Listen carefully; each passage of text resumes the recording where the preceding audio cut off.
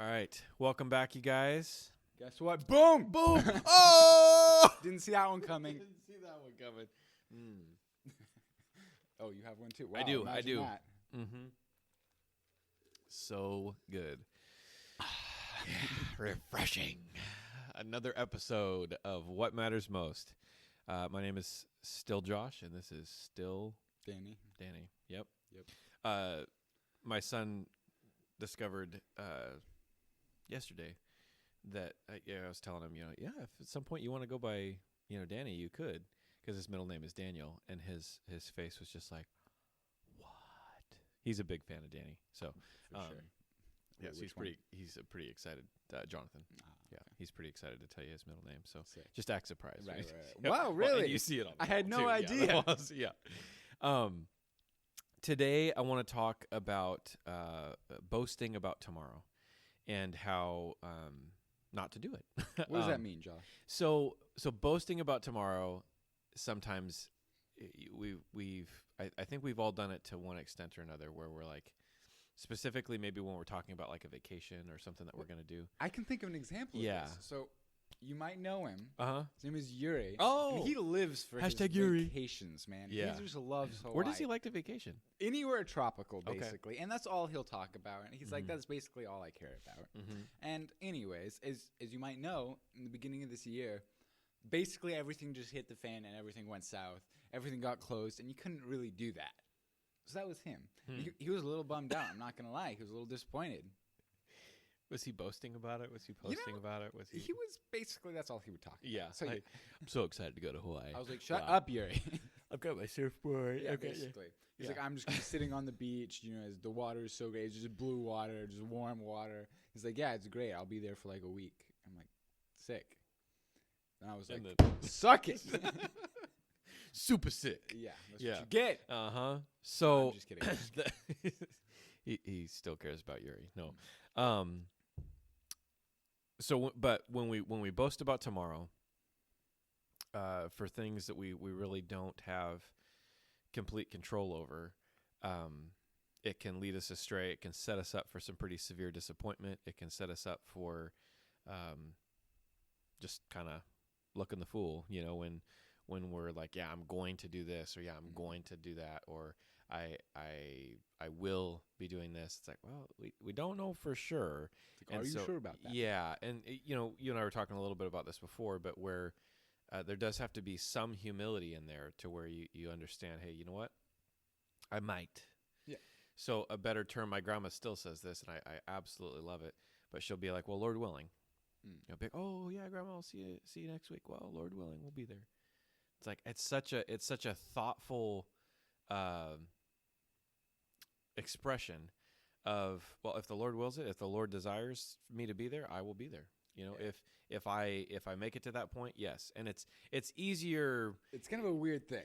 Totally. But it also gives a perspective of, well, no, Lord willing, I'll be there. Yeah.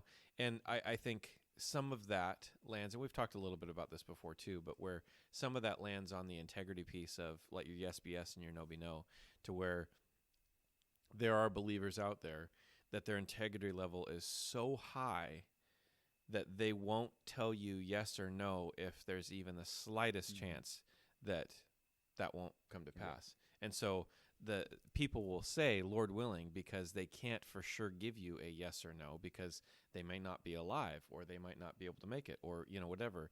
And so, to me, that's a powerful way to say something to where, Lord willing. Yeah. So kind of going to James. I really like the book of James, if you haven't noticed that. But James 4:13. A couple weeks ago we talked about listening, so he reminds us to do that. Now listen, you who say, today or tomorrow we will go and do this, or that city in Hawaii, sorry, this is a different version. No, spend a year there, or Yuri will spend a week. Yeah. Carry on business and make money. Why? You do not even know what will happen tomorrow. What is your life? You are a mist that appears for a little while and then vanishes. Instead, you ought to say, if it is the Lord's will, we will live and do this or that. As is, you boast and brag. All such boasting is evil. Anyone then who knows the good he ought to do and doesn't do it sins. So kind of a little bit of a heavy, like, whoa, okay. But there's a perspective there that if we grab onto that, if we take hold of that, it can be really, really powerful and really, really significant if we just slightly shift how we say things. Not being so confident that, oh yeah, everything's going to happen the way I want, or, and just having that humility and that calm of like, hey, if God wills it, then this is what I'm aiming at. You have plans, but you're willing to let God change them. You're accepting of that. Yeah. And to be careful you don't swing too far the other way to where, well, if the Lord wills it, I'll wake up tomorrow. It's like, well, no, okay. He's probably going to will that. Like, don't cheat out of things to where, like, well, Lord willing, I'll be able to go to youth group. Well, Lord willing, I'll be able to get my homework done. It's like, Mom, the Lord wasn't willing. I don't know what to tell you. Yeah, sorry, I couldn't get my paper in on time. It's like, no, okay, you weren't willing. Yeah. That's why it wasn't.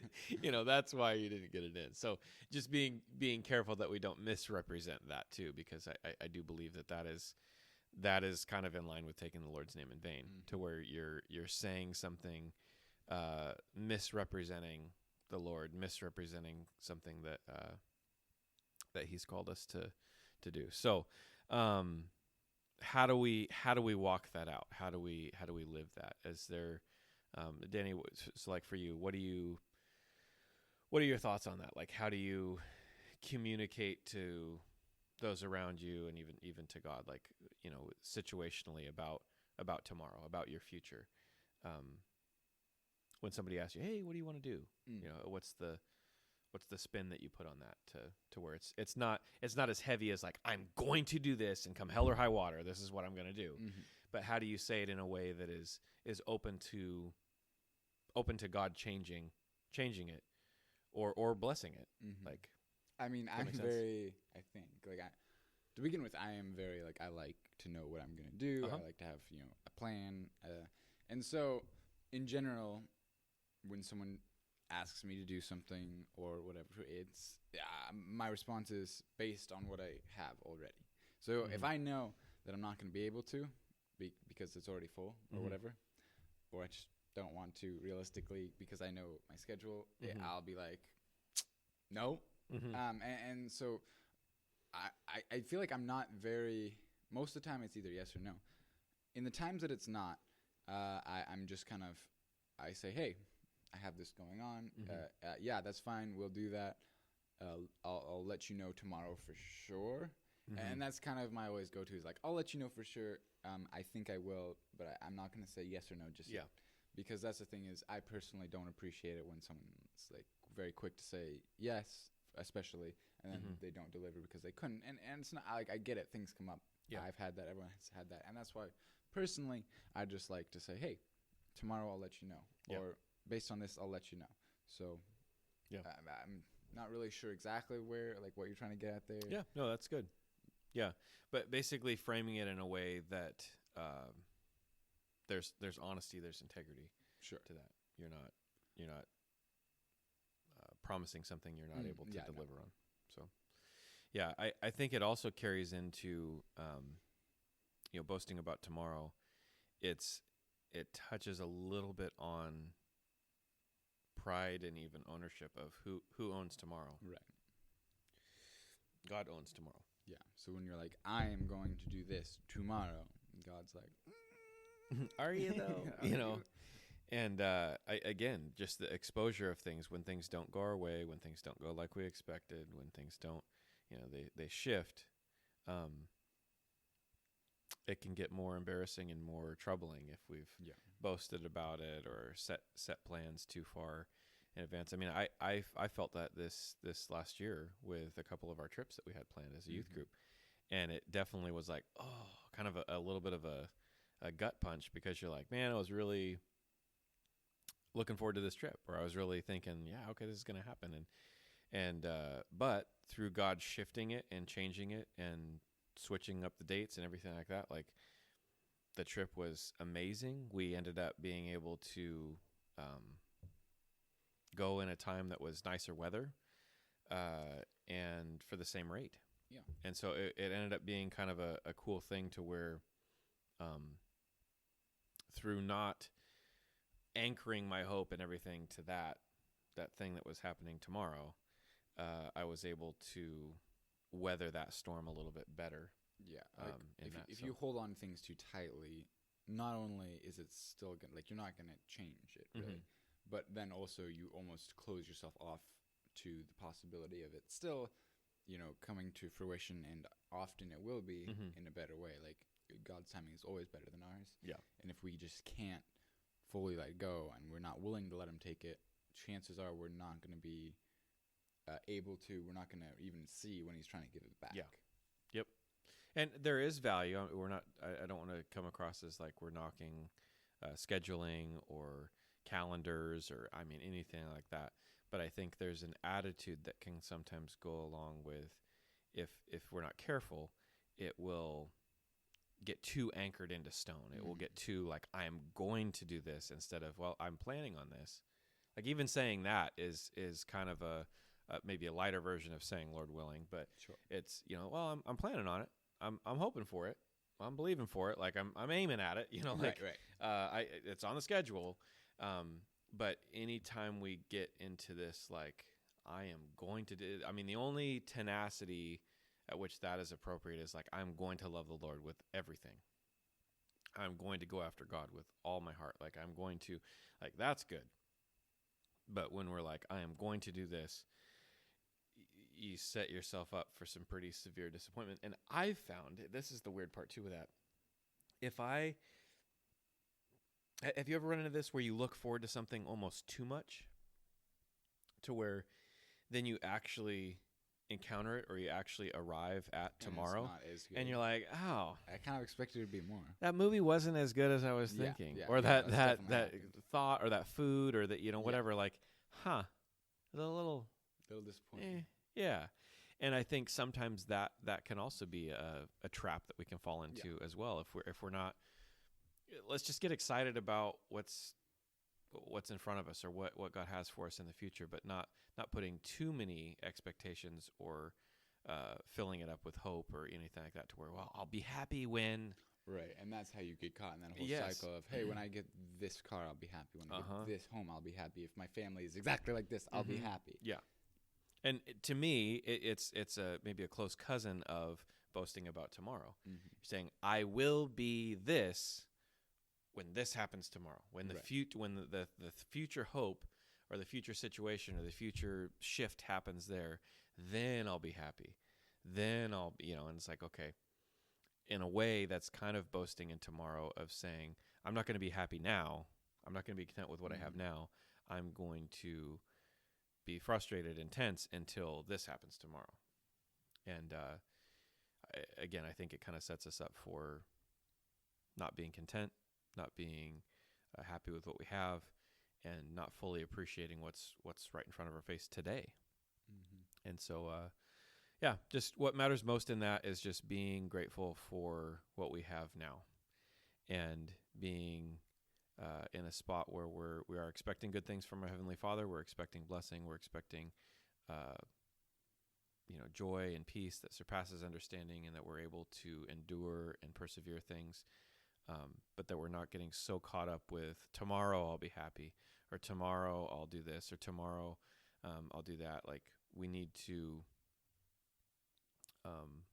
know what is good and do that, and know what is good for today and do that. Because if we don't, that's a sin. And it lays that out pretty clearly there too, to where if we know what we should do and we don't do it, that's actually sin. We don't get to just ignore it and be like, well, that's too uncomfortable. So when we hear this truth of, don't brag about tomorrow. Okay, don't brag about tomorrow. Now we're all responsible for that knowledge. I've heard this said sometimes too, where people get frustrated when somebody shares something with them, because they're like, now I'm responsible for that information, right. And you're like, okay. So sorry, now you're responsible for it, but sorry, not sorry. Yeah, sorry, not sorry. So just be living in the moment with God, and asking him what he desires or what he wills for us today, and walk in that confidently, walk in that with joy, and don't worry about tomorrow, because tomorrow has enough worries and troubles of its own. That's in the Bible. Focus on what God's doing today, and you'll notice your anxiety level start to get a lot lighter. Yeah. You'll notice your burden start to get a lot lighter. You'll notice your calendar feeling less like an enemy and more like a secretary or a friend. You're like, maybe not a best friend, right? Like, oh, my calendar is too full. Yeah. All right, there's sometimes where we look up. Ann and I have our calendar written on our kind of right by our kitchen table, and sometimes it's encouraging. You look up, you're like, wow, we've got a lot of free time this week, and then other times you look up and you're like, oh man, we've got way too much going on, right? But trusting God with all of it, and not being so, don't put your stuff in Sharpie. Basically, it's all dry erase on our calendar. So dry erase only. Yeah, dry erase only, because stuff can change, and we don't want to be tied to that in such a way that if what we're hoping for or looking forward to tomorrow doesn't happen, that we, there it is, that we hate God or get upset with other people. You don't want to have to be using Windex and a warm rag to get exactly. Yes. Yeah. So we love you. Do you have any closing remarks about that? Not really. Not really. Okay. All right. Well, we love you guys. Thanks for tuning in. Hope you have a great week, and we look forward to, Lord willing, seeing you next week. No. Yeah. We'll probably see you next week. We will probably see you next week. We're planning on seeing you next week. We are planning on it. We're aiming at it. We love you guys, and hope you have a great week. Thanks.